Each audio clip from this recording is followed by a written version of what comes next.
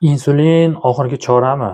Juda ko'plab odamlarga insulinga o'tish vaqti kelganda uni tushuntirgan taqdiringizda ham insulindan qochishadi. Qayerdagidir qo'shnisi, qayerdagidir shifokor bo'lmagan boshqa odamlardan eshitgan insulin haqidagi yomon fikrlar tufayli insulinga o'tishdan qochishadi.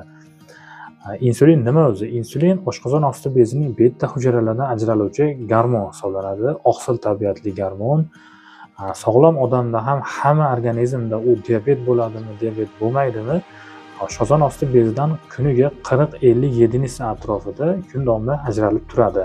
Ya'ni 50 yedenisa degani mana shu 50 lik insulin shpris miqdoricha insulin har kuni ajralib turadi. Insulin agar birinchi tur qandli diabet bo'ladigan bo'lsa, ularda mutlaq chiqmaydi. Shu tufayli ular faqatgina tashqaridan insulin qilishga majbur. Agar ikkinchi tur diabet bo'ladigan bo'lsa, bunday insonlarda dastlab odatda insulin rezistentlik rivojlangan, insulin ko'p, faqat unga sezuvchanlik buzilgan bo'ladi.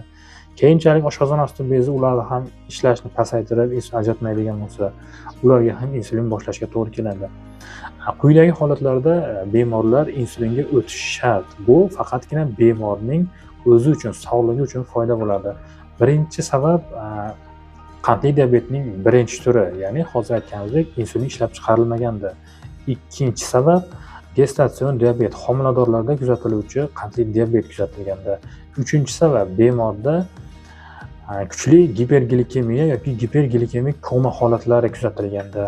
To'rtinchi sabab bemorda surunkali og'ir yondosh kasalliklar, infarkt, insult, sirroz, jigar sirrozi, pnevmoniya yoki shu singari og'ir kasalliklar bo'lganda.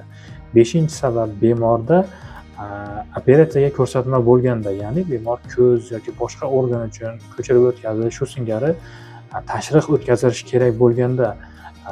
5-6 sabab dori vositalari ta'sir qilmaganda. Diabet uchun dorilarni vaqtida ichyapti, lekin hech qanday sabab kuzatilmayapti. 7 sababi bemor kuchli ozib ketganda, ya'ni bularda ham aslida ozishning sababi oshqozon osti bezidan insulin ajralmayotganda bemorlar qat'iy insulinga o'tilishi kerak.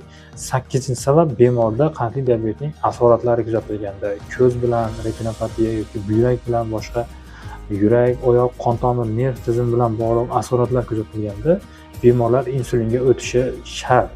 Bu faqatgina bemorning sog'ligi uchun foydali. Bu bilan bemor qondagi glyukozani oson nazorat qiladi. Dori vositalari, qimmat dori vositalar sotib olishdan qutuladi. Jigar va buyraklarni ham himoya qilgan bo'ladi, chunki endi u dori vositalari jigar yoki buyrak orqali filtrlanishlar to'xtaydi. Shunday ekan, sizga qaysidir qo'shningiz, kimdir yomonlagan insulin